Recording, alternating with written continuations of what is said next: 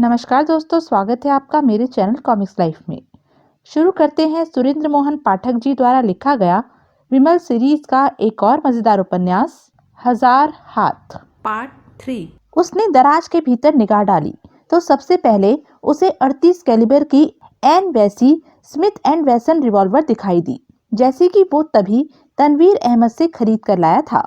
दोनों रिवॉल्वरों में कोई फर्क था तो ये कि दराज वाली रिवॉल्वर लाइसेंस शुदा थी।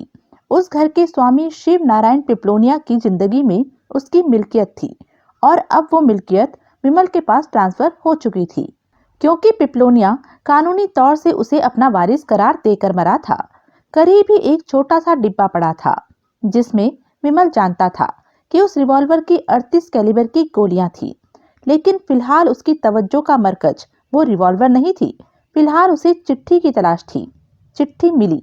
शुक्र था कि उस दराज से ही मिली। उसने लिफाफे में से चिट्ठी निकालकर उसे खोला और गौर से मुआयना किया। चिट्ठी टाइप शुदा थी। वो एक फुल स्केप कागज पर डबल स्पेस देकर टाइप की गई थी। अक्षरों के उभार से लगता था कि वो किसी पुराने खड़-खड़ घिसे हुए रिब्बन वाले टाइपराइटर पर टाइप की गई थी।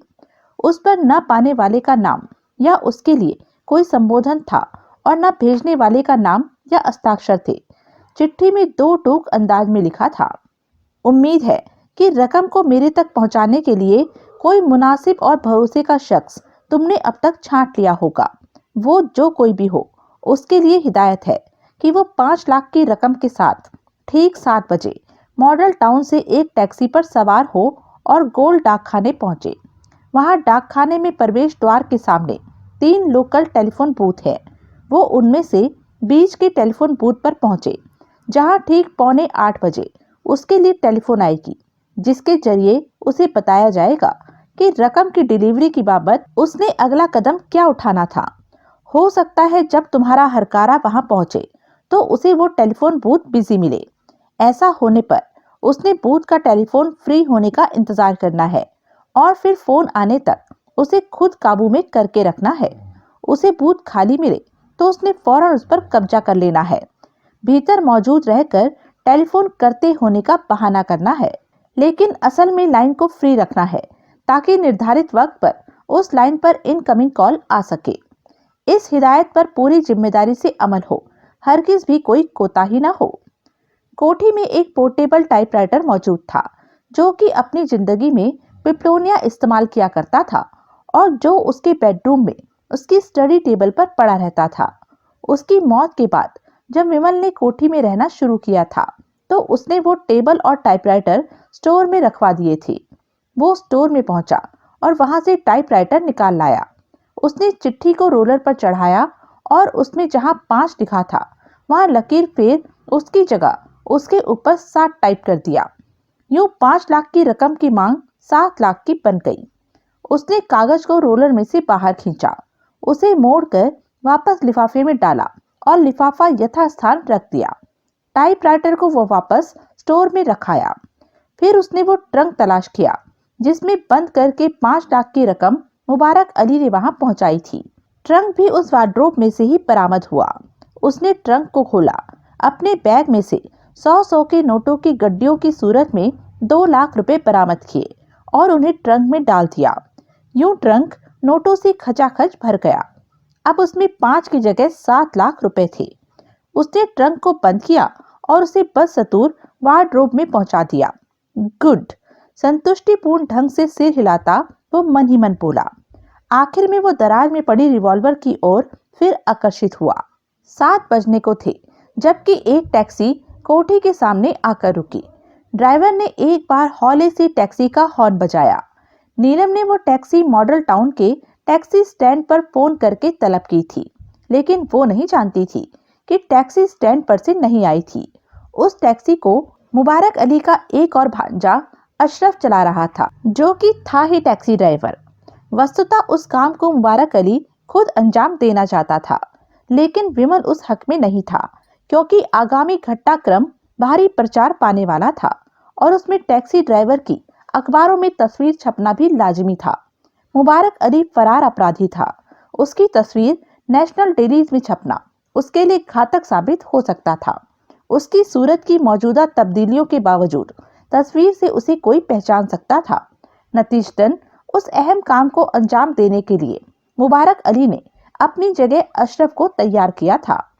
ट्रंक उठाए सुमन कोठी से बाहर निकली और टैक्सी में सवार हो गई। पीछे नीलम बड़े सशंक भाव से दरवाजे की ओर से उसे जाता देख रही थी। गोल डाक खाना, सुमन बोली। अशरफ ने खामोशी से सहमति में सर हिलाया और फिर टैक्सी को आगे बढ़ाया। संयोगवश रास्ते में ट्रैफिक कम था, इसलिए निर्धारित समय से पहले ही टैक्सी गोल डाकखाना पहुंच गई। रुकना पड़ेगा, सुमन बोली। अशरफ ने सहमति में सिर हिलाया। सुमन बार बार घड़ी देखती प्रतीक्षा करने लगी। 7:45 बजने में 2 मिनट रह गए तो ट्रंक उठाए वो टैक्सी से बाहर निकली। वो निर्देशित टेलीफोन बूथ पर पहुंची तो उसने उसे खाली पाया। वो बूथ में दाखिल हो गई। उसने हुक पर से रिसीवर उठाकर कान से लगा लिया, लेकिन दूसरे हाथ से हुक को दबाए रखा ताकि इनकमिंग कॉल में कोई विघ्न न आता। वो रह रहकर निशब्द होठ चलाने लगी ताकि बूथ के शीशे के दरवाजे के बाहर से उधर कोई देखता तो वो यही समझता कि वो बड़ी तन्मयता से फोन पर वार्तालाप कर रही थी। ठीक 7:45 बजे घंटी बजी। सुमन ने तत्काल हुक पर टिका हाथ वापस खींचा और व्यग्र भाव से बोली, हेलो, कौन? सावधान स्वर में पूछा गया। मुझे नीलम ने भेजा है। नाम बोलो। सुमन, सुमन वर्मा। क्या पहने हो? मेहरून रंग का सलवार सूट। टैक्सी का नंबर बोलो। सुमन ने शीशे के दरवाजे के पार परे खड़ी टैक्सी की दिशा में निगाह दौड़ाई और बोली, DL1T 4979। तुम्हारे पास क्या है? क्या है? क्या मतलब? तुम्हें क्या देकर रवाना किया गया है? अच्छा, वो आम ब्रीफकेस के साइज का एक ट्रंक है मेरे पास। भीतर क्या है? मुझे नहीं मालूम। खोल के नहीं देखा? नहीं। रचना सिनेमा पहुंचो। वहां बुकिंग ऑफिस के सामने एक ही पब्लिक टेलीफोन है। यहाँ की ही तरह 20 मिनट में वहां कॉल आने का इंतजार करो। लाइन कट गई। सुमन बूथ से निकली और टैक्सी में आज सवार हुई। पूसा रोड, वो बोली। रचना सिनेमा। तत्काल अशरफ ने टैक्सी आगे बढ़ाई। टैक्सी रचना सिनेमा पहुंची। पूर्वता ट्रंक उठाए वो बुकिंग ऑफिस पर पहुंची। पहले जैसी ही कॉल उसने वहां भी रिसीव की। कनॉट प्लेस का रुख करो और होटल मेरीना पहुंचो। वहां टैक्सी का बिल चुकता कर देना, लेकिन ड्राइवर को 10 मिनट होटल के सामने पार्किंग में ही रुके रहने के लिए कहना। ट्रंक भी टैक्सी में छोड़ देना। ड्राइवर को खास हिदायत देनी है कि वो 10 मिनट से पहले वहां से रवाना ना हो। 10 मिनट में क्या होगा उससे तुम्हें कोई मतलब नहीं होना चाहिए। जो कहा जा रहा है वो करो। ठीक है, फिर क्या? फिर तुमने वापस टैक्सी का रुख किए बिना अपनी राह लगना है। और ट्रंक? वो हमारे लिए है, हमारे पास पहुंच जाएगा। कैसे? बोला ना, उससे तुम्हें कोई मतलब नहीं होना चाहिए। लेकिन लाइन कट गई। वो टैक्सी में आ सवार हुई। Connaught place, Mirena hotel. Taxi वापस मुड़ी और फिर पूसा रोड पर कनॉट प्लेस की दिशा में दौड़ चली। पंचकुया रोड से कनॉट सर्कस में दाखिल होने पर 1 वे ट्रैफिक था।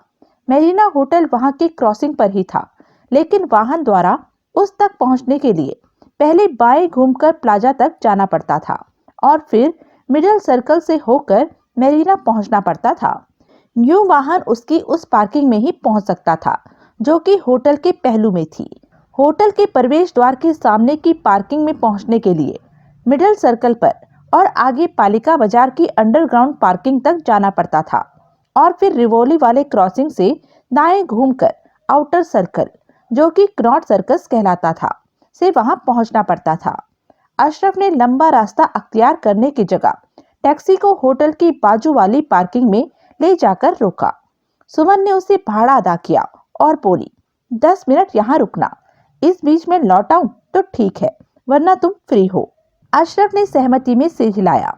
सुमन टैक्सी से निकली और दाएं होटल के प्रवेश द्वार की ओर बढ़ने के स्थान पर बाएं इनर सर्कल की ओर बढ़ चली। 2 मिनट में वो अशरफ की निगाह से ओझल हो गई। अशरफ ने 2 मिनट और इंतजार किया और फिर टैक्सी स्टार्ट की।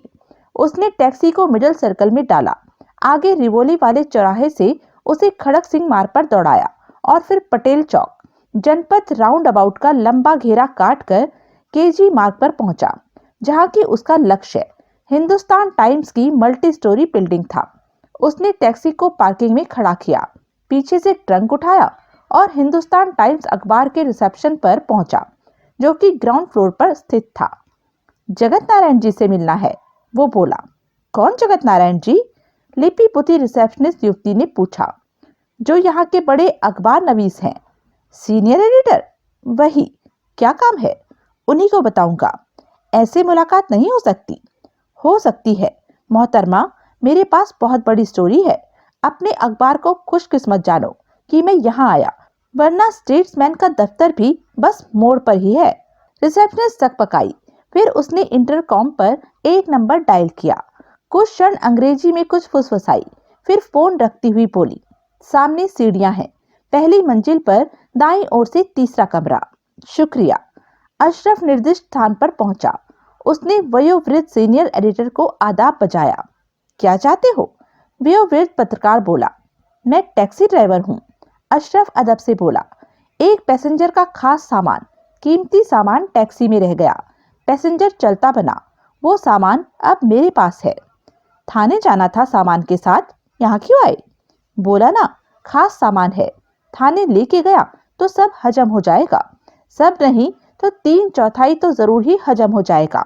ना पता चला तो बात ही क्या है, पता चल गया तो मेरे पर इल्जाम आएगा कि 1/4 पीछे छोड़कर बाकी मैंने पार कर दिया। ऐसा क्या माल है? नगद रुपया है, 7 लाख। क्या? वही जो बोला। कहाँ है? इस ट्रंक में। अशरफ ने हाथ में थमा ट्रंक दूसरे हाथ से थपथपाया। तुमने इसे खोलकर देखा? हाँ। उसके बिना कैसे मालूम पड़ता कि भीतर क्या था? ताला कैसे खोल लिया? ये ताले वाला ट्रंक नहीं है, इसमें ब्रीफकेस जैसे खटके हैं आजू बाजू, जिनमें ताला नहीं लगा हुआ। खोलो तो। अशरफ ने ट्रंक को मेज पर रखकर खोला। जगत नारायण के नेत्र फैले। कैसे मालूम है? उसने पूछा। 7 लाख रुपया है, मैंने गिना था। नियत मैली ना हुई? अशरफ तनिक हंसा और फिर बोला, हुई होती तो इधर आता। सीधा थाने नहीं गया ताकि दूसरों की नियत मैली ना हो। इधर आना कैसे सूझा? सूझा किसी तरीके से। पैसेंजर को ढूंढने की कोशिश की, बहुत की, न मिला तो तभी इधर आया। कौन था पैसेंजर? कहाँ से बैठा था? कहाँ कहाँ गया था? अशरफ ने सब बताया। जब उस लड़की को पता लगेगा, जगत नारायण बोला, कि ट्रंक उसके साथ नहीं था, तो वो वहीं लौट कर आएगी जहां उसने तुम्हें छोड़ा था। मैंने मेरीना की पार्किंग में बहुत देर इंतजार किया था, वो नहीं लौटी थी, तभी मैं इधर आया, क्योंकि तुम्हें अंदेशा था कि अगर तुम माल को थाने ले जाते तो पुलिस वाले अपने जौहर दिखा सकते थे। काफी सारा माल खुद हड़प कर वो तुम्हारे पर इल्जाम लगा सकते थे कि माल तुम हड़प गए। जी हाँ, टैक्सी अपनी है, किराए की है, गरीब आदमी हूँ। फिर भी लालच के हवाले ना हुए, इतनी बड़ी रकम का गम खा गए। यही समझ लीजिए। मैं तुम्हारी ईमानदारी की तारीफ करता हूँ। कोई दूसरा होता तो माल के साथ ऐसा गायब होता कि ढूंढे ना मिलता। मेरे लिए हराम का पैसा कुर्फ है। शाबाश। अशरफ खामोश रहा। मैं अभी एक रिपोर्टर को तुम्हारे साथ थाने भेजता हूँ, ताकि ये रुपया मुनासिब कार्यवाही के साथ वहां के माल खाने में जमा हो सके, ताकि इसमें कोई पुलिस वाला भांजी ना मार सके। शुक्रिया। देर सबेर वो लड़की कनॉट प्लेस थाने जरूर पहुंचेगी, तब उसे उसका माल जरूर मिल जाएगा। बढ़िया। और तुम्हारी इस बेमिसाल ईमानदारी के लिए हमारे कल के अखबार के पहले वर्के पर तुम्हारी तस्वीर छपेगी। वो जरूरी नहीं, जरूरी है। इससे तुम्हारे जैसे और नौजवानों को इबरत हासिल होगी कि ईमानदार होना एक बड़ा वाक्या है। ऑनेस्टी वाकई बेस्ट पॉलिसी है। ठीक है, जैसा आप मुनासिब समझे। सफेद मारुति वैन मेरीना के मुख्य द्वार से थोड़ा परे हटके ऐसी जगह पर पार्किंग में खड़ी थी जहां से मुख्य द्वार का नजारा साफ साफ किया जा सकता था। हमेशा की तरह मायाराम बावा पिछली सीट पर पसरा हुआ था। वैन में उसका जोड़ीदार हरिदत्त पंत मौजूद नहीं था। वो थोड़ी देर के लिए वैन की ड्राइविंग सीट से उतरकर पान खाने गया था।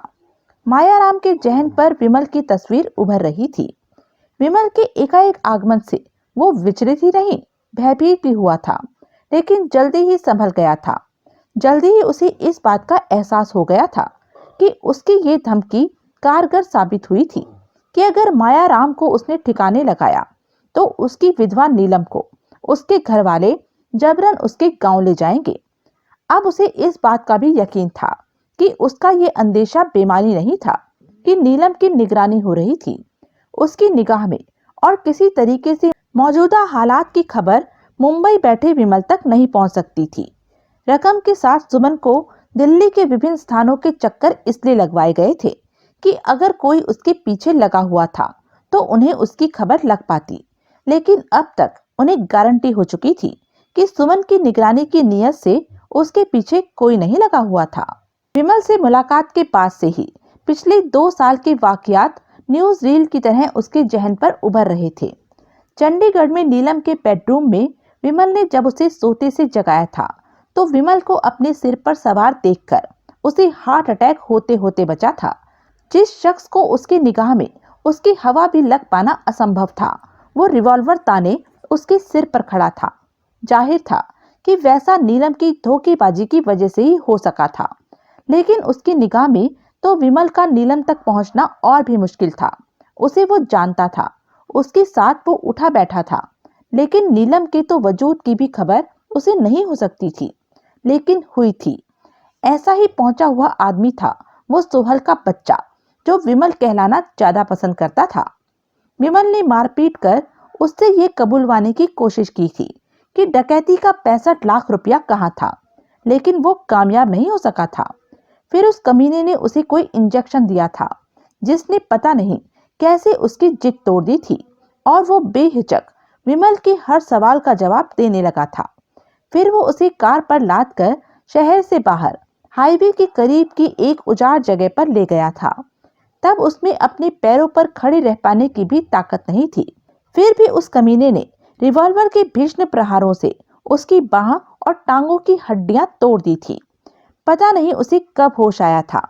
होश आने पर उसने अपने आप को एक अनजान जगह पर लेटे पाया था। उसने अपनी दोनों टांगों और दाईं बाह पर प्लास्टर चढ़ा पाया था और एक टांग को पुल्लियों के सहारे ट्रैक्शन पर टंगा पाया था। उसे मालूम हुआ था कि 2 दिन बाद उसे होश आया था। तब हरिदत्त पंत नाम के अपने मौजूदा जोड़ीदार को उसने अपने करीब बैठे पाया था, और उसी की जुबानी उसे मालूम हुआ कि विमल के जुल्म का शिकार होने के बाद उस पर क्या बीती थी। पंत ने ही वो पर्चा उसे दिखाया था जो कि विमल उसकी छाती पर टांग गया था और जिस पर लिख के छोड़ गया था, ये आदमी भारत बैंक अमृतसर की डकैती का इश्तिहारी मुजरिम माया राम बाबा है।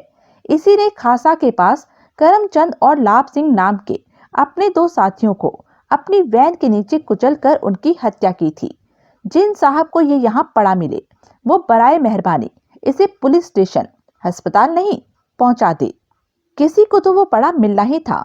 उसका परम सौभाग्य यह था कि हरिदत्त पंत नाम के जिस शख्स को वो वहां पड़ा मिला था, उसने विमल के निर्देश का पालन करते हुए उसे पुलिस स्टेशन नहीं पहुंचाया था, जहां की उसकी कहानी ही खत्म हो जाती। वो उसे किसी अस्पताल में लेकर नहीं गया था, वो उसे अपने एक लोकल फ्रेंड के घर ले गया था, जहां की उस फ्रेंड ने ही मौत की कगार पर पहुंचे खस्ता हाल माया राम की तीमारदारी का इंतजाम किया था। क्यों? क्योंकि पंत उसी की तरह जरायान पेशा आदमी था, जो कि भारत बैंक की डकैती वाले केस से अखबारों के जरिए पूरी तरह से वाकिफ था।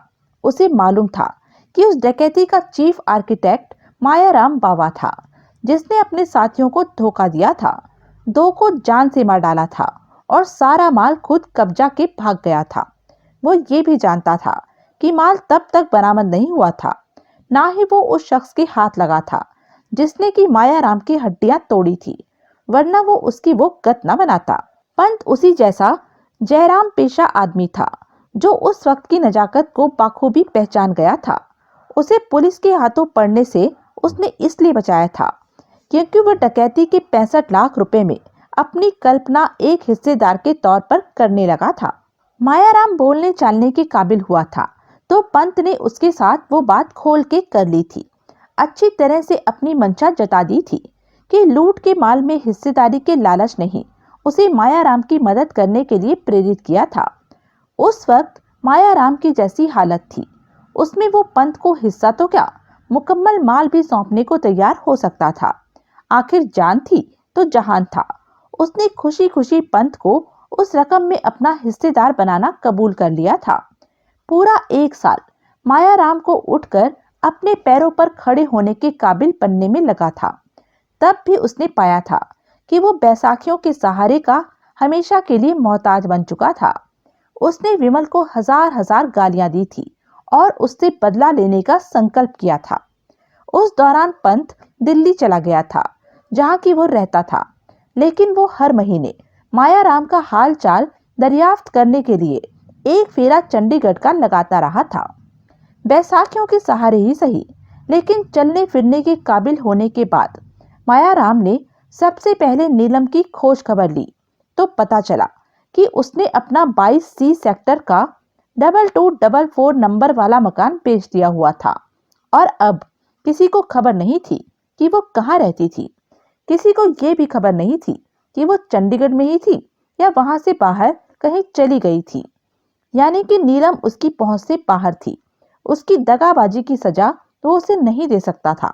फिर पंत के साथ वो दिल्ली पहुंचा, जहां से उसने निजामुद्दीन में रहते अपने दोस्त कैलाश कुमार खन्ना की सुध ली, जिसके पास की डकैती के माल के साथ उसने पनाह पाई थी और जो उसके निर्देश पर नोटों से भरे उसके 2 सूटकेस अपनी कोठी से निकालकर किसी महफूज जगह छुपाया था, ताकि उन तक विमल की पहुंच न हो पाती, जो कि जगह जगह उसकी बाबत पूछताछ करता फिर रहा था, और हरनाम सिंह गरेवाल की पहुंच न हो पाती, जिसे कि पता नहीं कैसे उस रकम की सूंघ लग गई थी और जो उसको हथियाने के लिए हाथ पांव मार रहा था।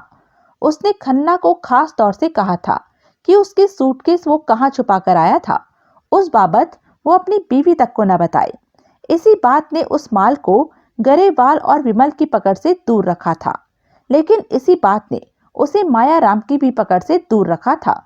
खन्ना उस राज को अपने सीने में छुपाए गरेवाल की दुर्दांतता का शिकार होकर उसके हाथों मारा गया था। 1 साल बाद खन्ना की बीवी से मिलने पर ही उसे मालूम हुआ था कि उन दिनों माल की तलाश में अपने एक जोड़ीदार कॉल के साथ पहले गरेवाल वहां खन्ना की कोठी पर पहुंचा था और फिर उसके पीछे पीछे ही विमल वहां पहुंचा था। गरेवाल का खन्ना की बीवी पर दिल आ गया था और वो उसके साथ बलात्कार करने पर आमादा हो गया था। खन्ना के विरोध करने पर उसने खन्ना को पीट पीट कर मार डाला था।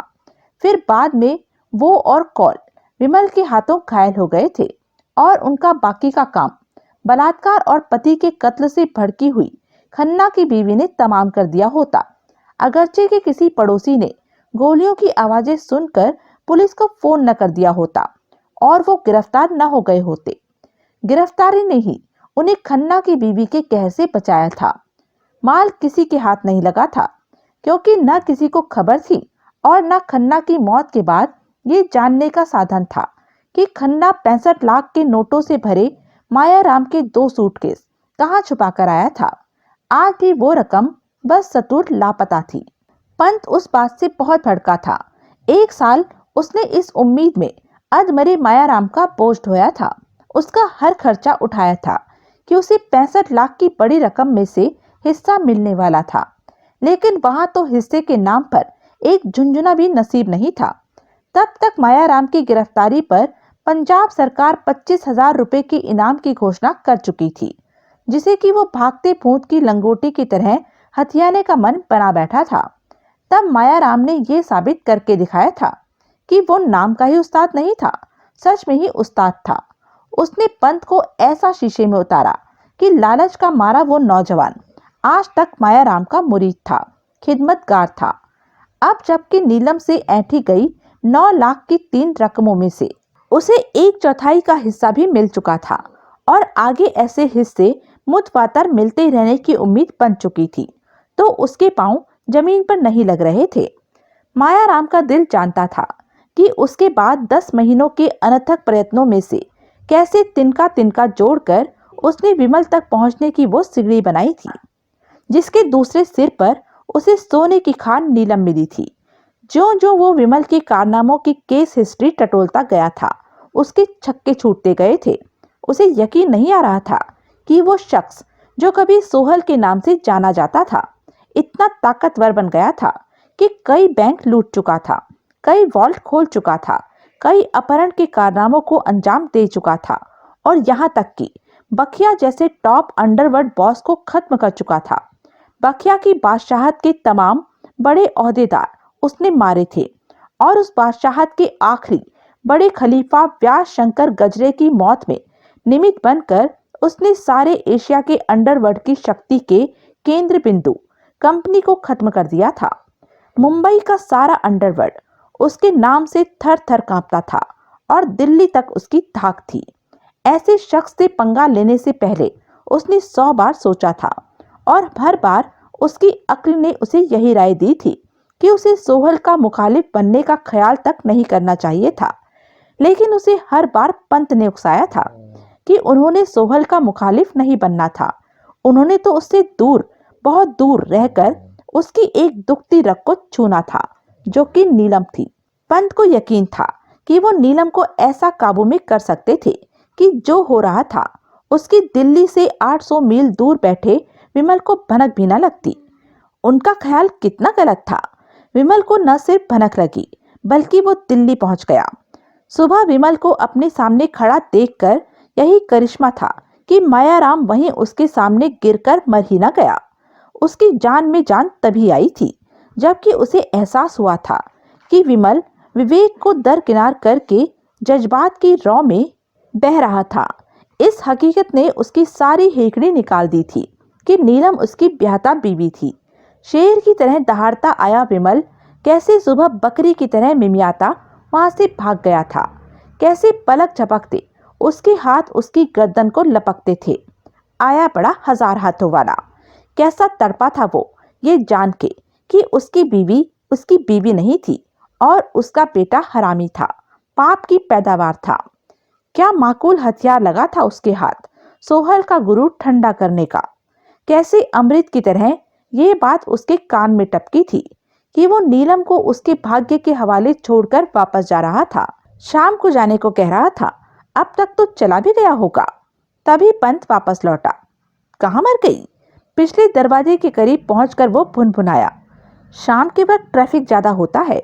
मायाराम जैसे खुद को आश्वासन देता हुआ बोला, उसकी टैक्सी कहीं रास्ते में फंस गई होगी। उस लिहाज से भी बहुत देर हो चुकी है। रचना सिनेमा से यहाँ तक का फासला मुश्किल से 15 मिनट का है। अब तो आधे घंटे से ऊपर हो चुका है। ये होटल इस ब्लॉक में बहुत दूर तक फैला हुआ है। वो कहीं और तो नहीं पहुंच गई?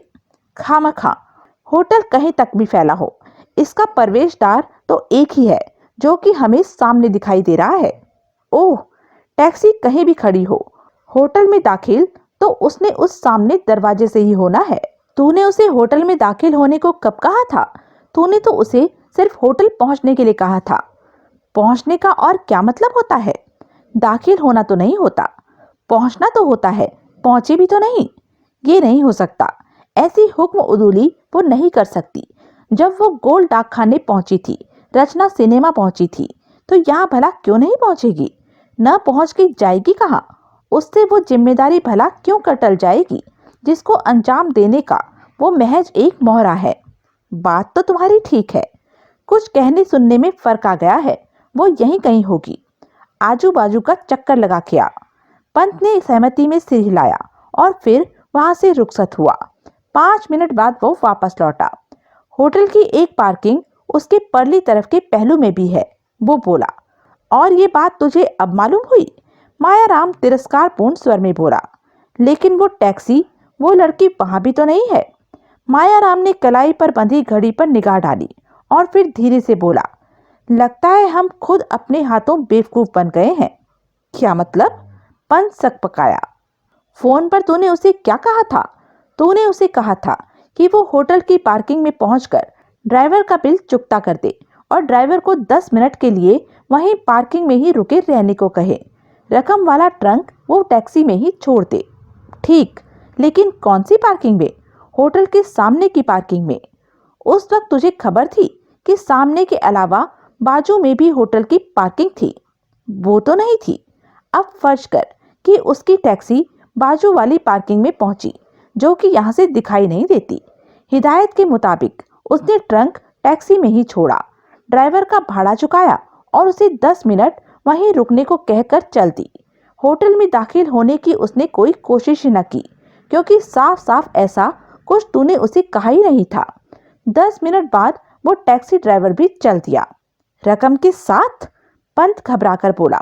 ट्रंक के साथ, जिसकी पता नहीं कि उसे खबर भी थी या नहीं कि पीछे टैक्सी में पड़ा था। लेकिन उसे ये नहीं पता कि भीतर क्या है। नहीं है तो लग जाएगा। जब उसे ट्रंक की खबर लगेगी तो वो उसे खोले बिना मान जाएगा। शायद मान जाए, और फिर शायद वो उसे हमें हमारे घर पहुंचा दे, क्योंकि उस पर हमारा नाम पता लिखा है। वो कैसे लिखा होगा? तो फिर यानी कि माल वो टैक्सी ड्राइवर हड़प जाएगा। तेरा क्या ख्याल है? हमें टैक्सी का नंबर मालूम है, जिसके जरिए हम उसे हफ्ता 10 दिन में ढूंढ ही लेंगे। उस्ताद जी, तुम तो मेरे छक्के छुड़ा रहे हो। मायाराम ने असहाय भाव से गर्दन हिलाई। इस गड़बड़ में कोई राज है। पंत फिर जिद करके बोला, कोई राज नहीं है, सब हमारी ना तजुर्बेकारी की वजह से हुआ। हमने इतना ज्यादा आडंबर कर लिया कि खुद ही उसे हैंडल न कर पाए। कोई निगरानी कर रहा था। इस रौब में ज्यादा ही पेंच डाल दिए हमने इस सीधे सादे काम में। अब क्या होगा? यहाँ रुके रहना तो बेकार है। वो लड़की अब तक वापस मॉडल टाउन पहुंच गई होगी। मालूम करते हैं कि वो क्या कहती है। कैसे कैसे मालूम करते हैं? वहां जाना, वहां फोन करना तो तुम्हारी निगाह में मुनासिब नहीं, तभी तो चिट्ठी लिखी। ये बात भी ठीक है। उस्ताद जी, बात की बाद में देखेंगे। पहले तो मैं रचना सिनेमा तक का चक्कर लगाना चाहता हूँ। वो किस लिए? मेरा दिल कहता है कि लड़की यहाँ पहुंची ही नहीं। जरूर उसकी टैक्सी का रास्ते में कहीं एक्सीडेंट हो गया है। ऐसा हुआ होगा तो मालूम पड़ जाएगा। टाइम बर्बाद करेगा तो क्या हुआ? यहाँ भी तो अब टाइम ही बर्बाद कर रहे हैं। ठीक है, चल। सुमन मॉडल टाउन पहुंची। क्या हुआ? नीलम ने उत्सुक भाव से पूछा। सुमन ने तमाम घटनाक्रम कह सुनाया। वो ट्रंक तूने टैक्सी में छोड़ दिया? नीलम सकपकाई। मुझे ऐसा ही करने को कहा गया था, सुमन बोली। टैक्सी में से ट्रंक फोन करने वाले को कैसे हासिल होता? क्या पता कैसे हासिल होता। कोई तो तरीका उसने सोच ही रखा होगा। मेरे पीछे वो जाकर टैक्सी में सवार हुआ होगा, कहीं तक गया होगा और फिर उतरते वक्त ट्रंक भी साथ ले गया होगा। ड्राइवर ने ऐतराज नहीं किया होगा, कहा नहीं होगा कि एक पैसेंजर का ट्रंक दूसरा क्यों ले जा रहा था। अव्वल तो ऐसी नौबत नहीं आई होगी। आई होगी तो मेरे से बाद वाले पैसेंजर के पास ड्राइवर से निपटने का कोई जरिया होगा। ये हो सकता है। दीदी, ये तो बताओ कि किस्सा क्या था? किस्सा अब तू छोड़, जो हुआ उसे भूल जा। लेकिन चल खाना खा, 9 बज रहे हैं। लेकिन फिर भी। तभी फोन की घंटी बजी। नीलम ने आगे बढ़कर फोन उठाया। मैं बोल रहा हूँ। नीलम ने सशंक भाव से सुमन की तरफ देखा और फिर सावधान स्वर में बोली, क्या है? करीब कौन है? है कोई? तब सुमन जानबूझकर ड्राइंग रूम से बाहर निकल गई, लेकिन दूर जाने की जगह वो बाहर गलियारे में ही ठिठक गई और दरवाजे की ओट में होकर कान खड़े करके भीतर से आती नीलम की आवाज सुनने लगी। तुमने तो, नीलम कह रही थी, फोन न करने के लिए कहा था। मजबूरन करना पड़ा। क्या हुआ? रकम मेरे हाथ नहीं लगी। क्या? वो लड़की घर पहुंच गई? हाँ, लेकिन जो कह रहे हो वो क्यों कर हुआ? जब सब कुछ तुम्हारे निर्देश के मुताबिक हुआ था तो भी गड़बड़ हो गई। तो सुमन से पूछ, मेरीना पहुंचने के बाद उसने क्या किया था। मैं पूछ चुकी हूँ। उसने वही किया था जो उसे करने को कहा गया था। उसे होटल में जाना चाहिए था। उसे ऐसा नहीं कहा गया था। उसे बात को समझने की कोशिश करनी चाहिए थी। अब हो क्या गया है? रकम टैक्सी में ही रह गई। क्या? टैक्सी वाला वो ट्रंक ले गया जिसमें की रकम थी। हे भगवान, अब क्या होगा? तुझे और रकम का इंतजाम करना होगा। दिमाग खराब है तुम्हारा? मेरे पास नोट छापने की मशीन लगी हुई है। वो तो ठीक है, लेकिन तुमने खुद कहा था कि ये तुम्हारी आखिरी मांग थी। पूरी तो ना हुई। मेरी क्या गलती है? तुम्हारी गलती नहीं है, मेरी भी नहीं है, उस लड़की की भी नहीं है। लेकिन फिर भी अब जो गलत हो गया है उसे संवारना तो पड़ेगा ना। कैसे? टैक्सी ड्राइवर शरीफ हो सकता है। वो ट्रंक को थाने में जमा करा सकता है। उस लड़की को, सुमन को, क्लॉड प्लेस थाने जाकर ट्रंक की बाबत रिपोर्ट दर्ज करानी चाहिए। पागल हुए हो? ट्रंक को क्लेम करने के लिए पुलिस को बताना पड़ेगा कि भीतर क्या था, उसकी मिल्कियत साबित करनी पड़ेगी। वो इतनी बड़ी रकम की अपने पास मौजूदगी का क्या जवाब देगी? जवाब तुझे या उसे कोई सोचना होगा। ये ख्याल करके सोचना होगा कि ये मेरा नहीं, तेरा नुकसान है, जिसकी भरपाई भी तुझे ही करनी होगी। सत्यानाश हो तेरा। अब क्या नई मुसीबत खड़ी कर रहा है मेरे लिए? कोई मुसीबत नहीं है। तू लड़की को कनॉट प्लेस थाने भेज। क्या गारंटी है कि टैक्सी ड्राइवर ट्रंक वहां जमा करा के जाएगा? गारंटी तो कोई नहीं, लेकिन तुम कहते हो वो शरीफ हो सकता है। अगर वो ऐसा ही शरीफ होगा तो वो ट्रंक यहाँ मॉडल टाउन भी तो ला सकता है, जहाँ की वो सवारी उठाने पहुंचा था। क्या मतलब? अरे, सुमन ने उसी टैक्सी स्टैंड से वहां फोन करके बुलाया था। उसे मालूम है उस ट्रंक के साथ सुमन कहां से उसकी टैक्सी में सवार हुई थी। अगर वो शरीफ होगा तो थाने क्यों जाएगा? वो ट्रंक लौटाने यहाँ भी तो आ सकता है। आ तो सकता है, मायाराम को कबूल करना पड़ा। तो फिर ना आया तो? थाने भी ना पहुंचा तो? मायाराम को जवाब ना सूझा। फिलहाल देखो क्या होता है। मैं टैक्सी स्टैंड से भी उस टैक्सी ड्राइवर की बाबत दरियाफ्त करूंगी। कल सुबह तक अगर मुझे उसकी कोई खबर न लगी या वो ट्रंक के साथ यहाँ ना पहुंचा तो मैं रिपोर्ट लिखाने के लिए सुमन को कनॉट प्लेस थाने भेजने की बाबत सोचूंगी। तब तक के लिए पीछा छोड़। भुनभुनाते हुए नीलम ने रिसीवर को वापस क्रेडल पर पटक दिया। मायाराम कश्मीरी गेट पहुंचा। पंत को वैन की ड्राइविंग सीट पर बैठा छोड़कर उससे बिना कुछ बोले वो अपनी बैसाखियां टेकता चौल में दाखिल हो गया। उस वक्त वो बहुत बुरे मूड में था और बार बार उस घड़ी को कोस रहा था, जबकि उसने रकम हासिल करने का ऐसा पेचीदा तरीका अख्तियार करने का फैसला किया था। बार बार अपने लंगड़ेपन को कोस रहा था, जिसकी वजह से कि वो पंत का मोहताज था। वो अपने पोर्शन के सामने पहुंचा तो उसने विमल को अपने बंद दरवाजे से टेक लगाए पाइप की कश लगाता खड़ा पाया। तू? मायाराम सकपकाया। कब से यहाँ है? अभी थोड़ी देर पहले ही आया। विमल बोला।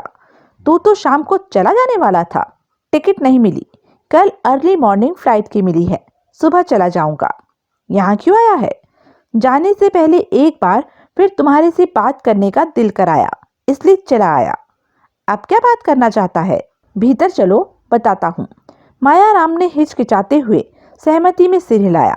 उसने ताला खोला, भीतर बत्ती जलाई और फिर जाकर एक कुर्सी पर ढेर हो गया। विमल ने भी भीतर कदम रखा। मायाराम ने जानबूझकर उसे बैठने को न कहा। क्या चाहता है? मायाराम बोला। ऐसा कैसे चलेगा उस्ताद जी? क्या कैसे चलेगा? वही जो चला रहे हो। कब तक चलेगा? क्या पता कब तक चलेगा। अभी तक तो चल ही रहा है, आगे जो होगा सामने आ जाएगा। मैं आखिरी बार दरख्वास्त करने आया हूँ। क्या क्या दरख्वास्त करने आया है? नीलम का पीछा छोड़ो। पागल हुआ है? जन्म जन्मांतर के रिश्ते कहीं ऐसे छूटते हैं? मैं फरियाद कर रहा हूँ। महान सरदार सुरेंद्र सिंह सोहल फरियाद कर रहा है। हाँ, तू फरियाद नहीं, फरेब कर रहा है। मायाराम उसका पीछा छोड़, भगवान के लिए उसका पीछा छोड़। बदले में मैं तेरी एक मुश्त फीस भरता हूँ। क्या मुश्किल काम है तेरे लिए? आज तक करोड़ों बल्कि अरबों रुपया लूट चुका है, लेकिन मुझे तेरी खैरात नहीं चाहिए। मैं हर्जाना भर रहा हूँ। मुझे हर्जाना भी नहीं चाहिए, मुझे अपनी बीवी चाहिए बस। लेकिन अरे, जब मियाँ बीवी राजी तो क्या करेगा काजी? काजी? तू? वो मेरे बच्चे की माँ है। 100 बार कह चुका पहले भी, फिर कहता हूँ, वो मेरे बच्चे की माँ है। सजा मिलेगी, हराम का बच्चा जनने की सजा मिलेगी उसे, मेरे से भी और अपने बनाने वाले से भी। इतना जुल्म तेरे पर, खास तौर से तेरे पर। तुझे तड़पता देखकर मेरे कलेजे को ठंडक पहुंचती है, दिल को चैन मिलता है ये देखकर कि कितना लाचार है तू मेरे सामने। मैंने गलती की जो तुझे जिंदा छोड़ा। यूं ही पछताता रहे और तड़पता कलपता रहे। तू कितने नंबर का जूता पहनता है? वो हक पकाया। उसके नेत्र सिकुड़े। क्यों पूछता है? पाँव बड़ा मालूम हो गया मालूम होता है तेरा। जूते में समा जो नहीं रहा, निकल कर पता नहीं कहाँ कहाँ पड़ने लगा है। जूते का नंबर जानना चाहता है ना? जान ले, आके मेरे कदमों में झुक के देख ले कि मैं कितने नंबर का जूता पहनता हूँ। विमल ने बेचैनी से पहलू बदला। उसने पाइप का लंबा कश लगाया। ठीक है, मैं ही तेरा काम करता हूँ, तू भी क्या याद करेगा। उसने झुककर अपने एक जूते के तस्मे खोले और उसे उतारकर कुर्सी के करीब एक और डाल दिया।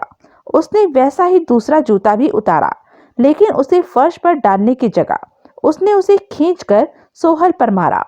बड़ी मुश्किल से विमल ने जूते को अपनी छाती के सामने लपका। मायाराम ने जोर का अट्टहास किया। 7 नंबर। विमल जूते को उलटता पलटता बोला, जूता तो कोई खास बड़ा नहीं, लिहाजा पांव ही बड़ा हो गया है तेरा। मायाराम ने फिर अट्टहास किया। विमल कुछ क्षण और जूते का मुआयना करता रहा। फिर उसने उसे अपने हाथ से निकलकर फर्श पर गिर जाने दिया। उसने पाइप को दांतों से निकाला, उसको बुझाकर कोट की बाहरी जेब में डाला, लेकिन हाथ जेब से बाहर न निकाला। तुझे, विमल बोला, एक आखिरी बार समझाना मेरा फर्ज था। मैं ना समझूं तो, मायाराम बोला, धमकाना भी तेरा फर्ज होगा। कितना सयाना है। तब विमल ने जेब से हाथ निकाला तो उसमें रिवॉल्वर थी। मायाराम की हंसी को तत्काल ब्रेक लगी। वो व्याकुल भाव से कभी विमल के हाथ में थमी रिवॉल्वर को तो कभी उसकी सूरत को देखने लगा। तू मुझे नहीं मार सकता, फिर वो खोखले स्वर में बोला। लेकिन, विमल धीरे से बोला, तू मुझे मार सकता है। क्या मतलब? विमल ने रिवॉल्वर उसकी तरफ उछाल दी, जो कि मायाराम ने बड़ी मुश्किल से लपकी। भरी हुई है, विमल बोला। एक गोली मेरे पर चला और किस्सा खत्म कर। मैं क्यों चलाऊं? खुद ही क्यों नहीं चलाता अपने पर? आत्महत्या नहीं कर सकता, विमल कातर भाव से बोला। नीलम की मौत की झूठी खबर सुनकर कल्याण में एक बार बेवड़ा पी पीकर जान देने की कोशिश की थी, लेकिन किसी मेहरबान ने बचा लिया था। अब तो कोई मेहरबान भी गरीब नहीं, इसलिए दुश्मन से इल्तिजा करना पड़ रहा है। अभी तक मायाराम की सिट्टी पिट्टी गुम थी, लेकिन अब वो फिर शेर हो गया था। उसने रिवॉल्वर वाला हाथ ऊंचा किया और उसे विमल पर ताना। शुक्रिया, विमल उसके सामने छाती खोलकर बोला। तुम्हारा ये एहसान मैं उम्र भर नहीं भूलूंगा। मायाराम के होठ भींचे। उसकी उंगली रिवॉल्वर के ट्रिगर पर कसी। विमल स्तब्ध उसके सामने खड़ा रहा। फिर मायाराम ने एकाएक अपना हाथ नीचे झुका लिया। मैं तेरे नापाक खून से अपने हाथ नहीं रंगना चाहता, वो नफरत भरे स्वर में बोला। जाके दरिया में छलांग लगा दे। फिर उसने रिवॉल्वर वापस विमल की तरफ उछाल दी। विमल ने रिवॉल्वर को लपकने की कोशिश की, लेकिन वो उसके हाथ आने की जगह नीचे फर्श पर जाकर गिरी। उसे उठाने के लिए वो नीचे झुका। परे बैठे मायाराम की तरफ पीठ करके नीचे झुका। उसने नाल में अपनी कन की उंगली घुसाकर रिवॉल्वर को उठाया और वापस अपने कोट की जेब में रख लिया। कोई साथ नहीं देता। उठकर सीधा होता, वो आहत भाव से बोला। कोई मददगार नहीं बनता। मायाराम ने उपेक्षा से मुंह बिचकाया। ठीक है, विमल बोला, चलता हूँ। मुंबई पहुंचकर मायाराम व्यंगपूर्ण स्वर में बोला। चिट्ठी लिखना राजी खुशी की, हाल मुरिंदा दा कहना मित्र प्यारे नु। विमल ने उत्तर न दिया। वो खामोशी से वहां से रुखसत हो गया। सड़क पर पहुंचकर जो पहला काम उसने किया वो ये था कि उसने अपने हाथों पर चढ़े झिल्ली जैसे बारीक रबड़ के सर्जिकल दस्ताने उतारकर एक तरफ फेंके। सुबह हिंदुस्तान टाइम्स के मुख्य पृष्ठ पर से अशरफ की तस्वीर झांक रही थी। तस्वीर में वो कनॉट प्लेस थाने के एसएचओ को ट्रंक सौंपता दिखाया गया था। साथ में हेडिंग था, स्थानीय टैक्सी ड्राइवर की बेमिसाल ईमानदारी, पैसेंजर का टैक्सी में छूट गया, 7 लाख रुपया थाने में जमा कराया। नीचे घटना का वैसा ही विवरण छपा था जैसा कि उसने जगत नारायण को सुनाया था। सुबह सवेरे मायाराम ने चाय पीते हुए अखबार में वो खबर पढ़ी। अब उसे इत्मीनान था कि रकम कम से कम वो टैक्सी ड्राइवर हजम नहीं कर गया था। रकम थाने में सेफ थी और क्लेम लगाने पर मिल सकती थी। लेकिन फिर उसका माथा ठनका। 7 लाख? रकम तो 5 लाख थी। 5 लाख से 7 लाख की कैसे हो गई? क्या छापे की गलती थी? हो सकता था। मायाराम आदतन शक्की मिजाज आदमी था। वो छापे की गलती के नाम पर उस बात को अपने जहन से न निकाल सका।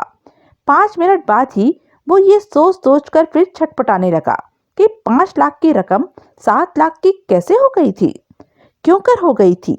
उसने अपनी बैसाखियां संभाली और उन्हें ठकठकाता वहां से बाहर निकला। वो जानता था कि सुबह सवेरे लोकल बस स्टैंड के पास अखबार वाले बैठते थे। वहां पहुंचकर उसने पाया कि वो खबर बाकी अखबारों में भी छपी थी, अलबत्ता टैक्सी ड्राइवर की तस्वीर सिर्फ हिंदुस्तान टाइम्स में ही छपी थी। उसने तमाम अखबारों में वो खबर पढ़ी।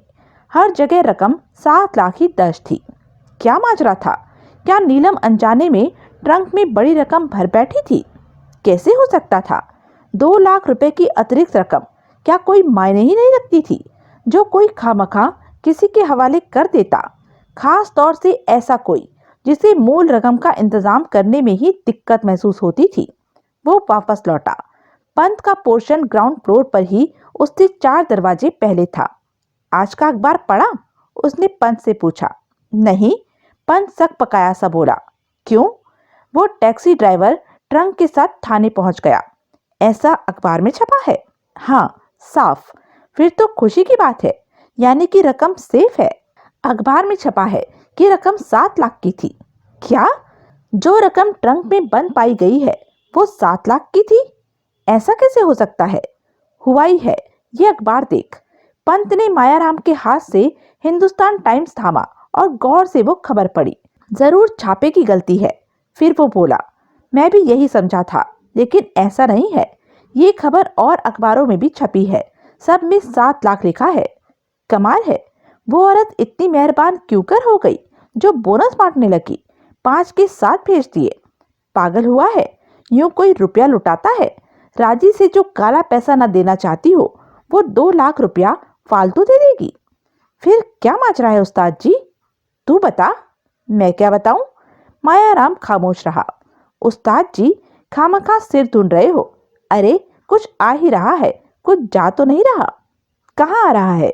जब आ रहा था तो आ ही रहा था ना। कल खामखा घिचपिच न हो गई होती तो ट्रंक हमारे काबू में होता। काबू में होता तो 5 की जगह 7 लाख हमारे काबू में होते। हमारे?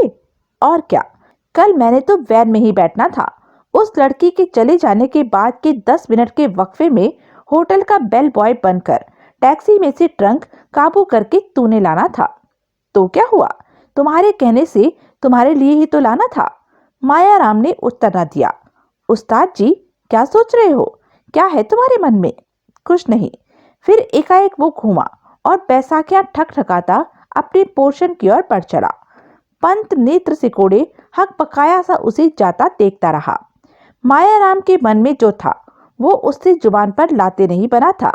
ट्रंक ने पहले अकेले पंत के अधिकार में ही आना था। उसने टैक्सी से ट्रंक बरामद करके मायाराम के पास लाना था। उस दौरान वो उसे खोलकर उसमें से 2 लाख रुपए निकालकर खुद हजम कर जाता तो उसे क्या खबर लगती। लेकिन मायाराम ने अपने आप से सवाल किया, उसे मालूम क्यों कर होता कि ट्रंक में 2 लाख की अतिरिक्त रकम थी। अगर ऐसी कोई भांजी मारने की मंशा उसकी थी तो उसे एडवांस में मालूम होना चाहिए था कि ट्रंक में 5 नहीं 7 लाख रुपए बंद थे। अपने पोर्शन में दाखिल होने की जगह वो फिर सड़क पर आ गया। एक पब्लिक टेलीफोन से उसने मॉडल टाउन फोन किया। नीलम लाइन पर आई तो वो बोला, मैं बोल रहा हूँ। अब क्या है सुबह सवेरे? नीलम भुनभुनाई। एक जरूरी बात है, इसलिए फोन किया। क्या जरूरी बात है? वो लड़की अपनी ड्यूटी पर चली गई? नहीं, अभी घर में ही है। तेरे करीबी है? नहीं, अपने कमरे में है। आज का अखबार पढ़ा? हाँ, पढ़ा। उसमें ट्रंक की खबर छपी है। पढ़ी? हाँ, पढ़ी। रकम 5 से 7 लाख कैसे हो गई? मैं खुद हैरान हूँ। जरूर गलती से ऐसा छप गया होगा। गलती से नहीं छपा, और अखबारों में भी 7 लाख छपा है। कमाल है, रकम क्या जादू के जोर से बढ़ गई? तूने सूटकेस में कितनी रकम रखी थी? ये भी कोई पूछने की बात है? 5 लाख। पक्की बात? पूछता है पक्की बात। मेरे पास तेरे जैसे वाहियात कमीने आदमी पर लुटाने के लिए पैसा नहीं है, वो भी खामखा बिना वजह। तो तूने ट्रंक में 5 लाख ही रखे थे? हाँ। किसी के सिखाए पढ़ाए तो ऐसा नहीं कह रही? किसके? किसी के भी? अरे किसके? मेरे जोड़ीदार के। वो कौन हुआ? मायाराम खामोश रहा। हेलो, नीलम की व्यग्र आवाज आई। सब लड़ गया ई? वो चिट्ठी कहाँ है? मायाराम बोला। जो मैंने तुझे भेजी थी। पड़ी होगी घर में कहीं। उसे तलाश कर और उसके साथ मुझे अल्पना सिनेमा के सामने मिल। मैं अभी वहां के लिए रवाना हो रहा हूँ। लेकिन मायाराम ने जानबूझकर लाइन काट दी। विमल मुबारक अली से मिला। क्या खबर है? विमल बोला। हाशमी को कल कुल्लू रवाना कर दिया था। काम में वो क्या कहते हैं अंग्रेजी में, कोई अड़ंगा ना आया तो आज ही शाम को लौट आएगा। बढ़िया। मैंने लंगड़े के कॉल की बाई वाले शगल की नस पकड़ी है। अच्छा, क्या जाना? जिन 3-4 ऐसी बाइयों की वो सोबत करता है उनका अपना एक ग्रुप है, यानी कि एक को जान जाने पर बाकियों को जान जाना आसान होता है। उन्होंने निजामुद्दीन में एक फ्लैट ठीक किया हुआ है जहां से कि वो क्या कहते हैं अंग्रेजी में ऑपरेशन करती है, ऑपरेट करती हैं। वही होटल में वो तभी जाता है जब कोई बाई ऐसी जिद करे, जबकि फ्लैट खाली ना हो, जबकि वहां और लड़कियां अपने क्लाइंट्स को एंटरटेन कर रही हों। वही मेरा खबरी ऐसीज बोला, इंटरटेन कर रही हो। आगे? कल लंगड़ा निजामुद्दीन वाले फ्लैट पर नहीं पहुंचा था। 1 से ज्यादा दिन का नागा उसे नागवार गुजरता है, इसलिए आज जरूर पहुंचेगा। उन्हीं बाइयों में से किसी एक के पास? जाहिर है। मुबारक अली, आज उसकी लॉटरी निकलेगी। आज उसे एक नई बाई मिलेगी। ऐसा? हाँ। कौन है वो? उसका नाम सीमा है। बहुत खूबसूरत है, बहुत नौजवान है, बहुत कमसिन है, लेकिन बहुत बिगड़ी हुई है। अपने कॉल गर्ल के धंधे से ऐसी संतुष्ट है जैसे जिंदगी का बहुत बड़ा काम कर रही हो। खोटी अकल की मिसाल होगी। बिल्कुल। शायद तुझे उसकी याद हो। गुरबख्श लाल की नए साल की पार्टी में उसकी फरीदाबाद वाली कोठी में मेहमानों को एंटरटेन करने के लिए लड़कियों का जो रेवड़ वहां जमा था, सीमा उनमें से एक थी, जिसको मोनिका की तरह सुधरने के लिए तेरी माली इमदाद की पेशकश नाकबूल थी, जो अल्लाह मारी कहती थी कि 6 लाख कौन सी बड़ी रकम थी, इतना तो वो 6 महीने में कमा लेगी। वही लंगड़े की उस तक पहुंच कैसे होगी? पहुंच बनानी होगी। सीमा को देखकर खुद ही लंगड़े की लार न टपकी तो बाकी कॉल गर्ल से कहलवाना होगा कि उनमें से कोई भी फ्री नहीं थी, इसलिए वो सीमा पर राजी हो। ऐसा क्यों कर होगा? कुशवा करेगा। अब तक वो सीमा को तलब कर चुका होगा। आगे उस बाबत जो मेरी मंशा है उस पर अमल कुशवा के जरिए होगा। बाप, मेरी अकल मोटी, पर जो मैं समझा वो ये कि तू उस बाई को, सीमा को, लंगड़े पर वो क्या कहते हैं अंग्रेजी में थोपना मांगता है। ऐसी है। विमल विनोदपूर्ण स्वर में बोला। मेरी जुबान बोलता है। मुबारक अली भी हंसा। पर क्यों? ताकि वो लंगड़ा तेरी जुबान में फिट हो जाए। ऐसा? हाँ। फिर क्या वांदा है? कोई वांदा नहीं। अब तो मुझे लोटस क्लब लेके चल।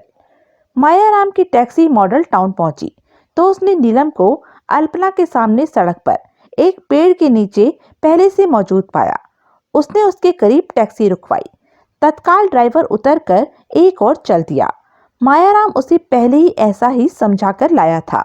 उसने नीलम की ओर का टैक्सी का दरवाजा खोल दिया और उसे भीतर आ बैठने का इशारा किया। नीलम झिझकती हुई उसकी बगल में पिछली सीट पर आ बैठी और अपसंद भाव से बोली, क्या आफत आ गई? जो क्यों खामखा लाल पीली हो रही है सवेरे सवेरे? तेरे जैसे खर दिमाग आदमी नहीं देखा मैंने। बोलता था पास नहीं फटकूंगा, फोन नहीं करूंगा। हालात बदल गए हैं। अब क्या हो गया है? अब मुझे लगता है कि वो मेरा वहम था कि कोई तेरी निगरानी कर रहा था। वहम था तो चिट्ठी लाई है। मायाराम उसकी बात काटकर उतावले स्वर में बोला। नीलम ने हाथ में थमा लिफाफा उसके मुंह पर मारने की कसर न छोड़ी। मायाराम ने लिफाफे में से चिट्ठी निकाली। सरसरी निगाह में उसे सब कुछ सामान्य लगा, लेकिन जब उसने जेब से रीडिंग ग्लासेस निकालकर नाक पर चढ़ाए और फिर उसका मुआयना किया तो उसे उसमें समहायित विसंगति तत्काल दिखाई दी। चिट्ठी में फेरबदल किया गया है। वो धीरे से बोला, क्या? 5 को काटकर 7 किया गया है। अरे क्या कह रहे हो? ये तीसरी लाइन देख, जहां की रकम का जिक्र है। 5 लाख की रकम का जिक्र है। यहाँ 5 को काटकर 7 कर दिया गया है। नीलम ने उचक कर चिट्ठी पर निगाह डाली। पहले तो ऐसा नहीं था, वो सकपकाई सी बोली। पहले कब? जब ये चिट्ठी आई थी और मैंने इसे पढ़ा था। तूने इसे एक ही बार पढ़ा था? और क्या 100 बार पढ़ती? पढ़ के क्या किया था? लिफाफे में वापस डालकर अलमारी में रख दी थी। और क्या किया था? तब के बाद अभी निकाली? हाँ, लेकिन दोबारा ना पढ़ी ना? यानी कि तुझे खबर नहीं कि 5 लाख की मांग 7 लाख की बना दी गई थी? ना, बिल्कुल भी नहीं। फिर तूने ट्रंक में 7 लाख रुपए क्यों कर रखे? मैंने नहीं रखे। मैं क्यों रखती? खसमा खानिया, मुझे अगर ये गारंटी भी दी गई होती कि 2 लाख रुपए तेरे अर्थी मुर्दे कलश के लिए थे, मैं तो भी ट्रंक में 7 लाख रुपए न रखती, क्योंकि और 2 लाख रुपए मेरे पास न थे न है। तू झूठ बोल रही है। क्या? तू किसी की शय पर झूठ बोल रही है? पागल हुआ है? जिसने इस चिट्ठी में हेरा फेरी की है, 5 को 7 किया है, उसी ने तुझे धमकाकर इस बात के लिए तैयार किया है कि पूछे जाने पर तू कभी कबूल न करे कि तूने ट्रंक में ज्यादा बड़ी रकम रखी थी। अरे खोटी अकल, जब कुरियर वाला बंद लिफाफा मेरे पास लाया, जो कि मैंने खुद खोला, तो कोई कैसे 5 को 7? वो कुरियर वाला नहीं था। कौन कुरियर वाला नहीं था? जो तेरे पास ये चिट्ठी पहुंचा कर गया था। वो हरिदत्त पंत नाम का मेरा एक जोड़ीदार था, जिसने कुरियर वाले का रोल अदा किया था। चिट्ठी उसके हवाले थी।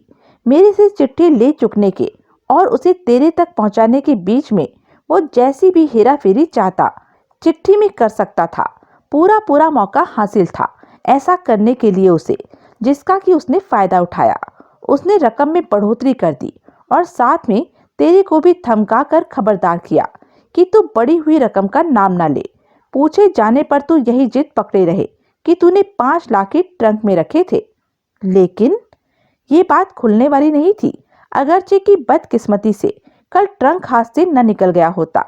ऐसी सहूलियत कर दी थी मुझ बेवकूफ ने उसके लिए कि पहले ट्रंक उसी के हाथ में लगना था।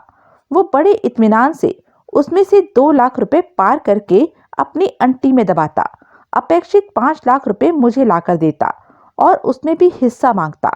खबर अखबार में न छप गई होती तो मुझे 7 जन्म खबर न लगती कि ट्रंक में 5 नहीं 7 लाख रुपए थे। नीलम खामोश रही। अब तू कबूल कर कि ट्रंक में तूने 5 की जगह 7 लाख रुपए रखे थे और ऐसी कोई नौबत आ जाने पर फालतू रकम का नाम भी न लेने के लिए तुझे धमकाया गया था। खामखा मैं ऐसी कोई बात कबूल नहीं कर सकती जो कि सच नहीं है। तो क्या जादू के जोर से रकम 5 से 7 लाख हो गई? पता नहीं कैसे हो गई, लेकिन मेरे किए नहीं हुई। तू नहीं मानेगी। तू मेरे जोड़ीदार की खातिर मेरे से बाहर जाएगी। तू कमला हो गया है, सठिया गया है। तू एक बार अपनी जुबान से कबूल कर कि मेरे जोड़ीदार ने तुझे बरगलाया है। मैं साले का खून कर दूंगा। कर दे, फिर फांसी से बचने के लिए खुद को भी गोली मार लेना, मुझे खुशी होगी। मायाराम ने असहाय भाव से गर्दन हिलाई। मैं चलती हूँ। नीलम अपनी तरफ के दरवाजे की तरफ हाथ बढ़ाती बोली। अभी कहाँ चलती है? तत्काल मायाराम टपट कर बोला। अभी बात तो पूरी होने दे। अब क्या कसर रह गई? बहुत कसर रह गई। अभी मेरा असल काम तो हुआ ही नहीं। असल काम? रकम कहाँ मिली मुझे? वो तो थाने में जमा है, पेपर में लिखा तो है, जाके ले आ। मैं? क्या मुश्किल काम है? जाके थानेदार को बोलना कि तू ब्लैकमेलर है और वो रकम ब्लैकमेल कर हासिल की थी। वो खुशी खुशी तुझे ट्रंक सौंप देगा। क्या बकती है? तू क्या बकता है? तूने कहा था तू समन को कनॉट प्लेस थाने भेजने की बाबत सोचेगी। ऐसा तूने रकम की कोई खोज खबर लगे बिना करना था। अब तो ये बात पक्की है कि रकम कनॉट प्लेस थाने में है। तो उस लड़की को थाने भेज। वो इतनी बड़ी रकम की अपने पास मौजूदगी का क्या जवाब देगी? मेरा जवाब वही है जो मैंने कल भी दिया था। जवाब वो सोचे, तू सोचे, काला चोर सोचे, मुझे इससे कोई मतलब नहीं। मेरी तरफ से भले ही बोल देना कि वो तुम दोनों की धंधे की कमाई है। मुंह नोच लूंगी पटकी पैनिया। मैं तेरी गालियों का बुरा नहीं मानता। पहले तो कभी माना हो तो बोल। मेरे लिए तेरी गाला भी घी की नाला है। लेकिन एक बात गांठ बांध ले, रकम बरामद ना होना तेरा नुकसान है, मेरा नहीं। जब तक रकम मुझे नहीं मिल जाती, मेरी डिमांड अपनी जगह कायम है। नीलम खामोश रही। मैंने जो कहना था कह दिया। आगे तू जाने, तेरा काम जाने। मैं फिर फोन करूंगा। जैसे हालात बने वैसे मुझे खबर कर देना। अब जा। नीलम टैक्सी में से उतर गई। अशरफ के साथ टैक्सी पर सवार विमल खड़क सिंह मार्ग पहुंचा। पीछे पैसेंजर की जगह बैठने के स्थान पर वो आगे अशरफ के साथ मौजूद था। अशरफ ने हनुमान मंदिर के सामने टैक्सी रोकी तो एकाएक उसकी निगाह अशरफ के जूतों पर पड़ी। कितनी ही देर वो उनका मुआयना करता रहा। क्या देख रहे हैं? अशरफ तनिक विचलित स्वर में बोला। तेरा जूता देख रहा था, काफी मजबूत और ड्यूरेबल मालूम होता है। मामूली जूता है, अशरफ लापरवाही से बोला। कितने नंबर का है? 7। मेरे ख्याल से तुझे नया जूता पहनना चाहिए। यही ठीक है जनाब। नहीं ठीक, यहाँ से फारिग होते ही अपने लिए नया जूता खरीद, लेकिन और पुराना मुझे दे। आपको दूं? हाँ। आप क्या करेंगे इसका? पहन कर देखूंगा, शायद मुझे फिट आ जाए। आप मजाक कर रहे हैं? या किसी और को? किसी और को? मैं समझ गया। हुक्म सिर माथे जनाब, मैं आज ही नया जूता खरीदूंगा। बढ़िया। विमल टैक्सी से उतरा। तो यह थी अब तक की कहानी। आगे की कहानी जानने के लिए बने रहें मेरे साथ। और हाँ, मेरे चैनल को लाइक, शेयर और सब्सक्राइब करना ना भूलें। और कमेंट करके ज़रूर बताएं कि यह वीडियो आपको कैसा लगा। धन्यवाद।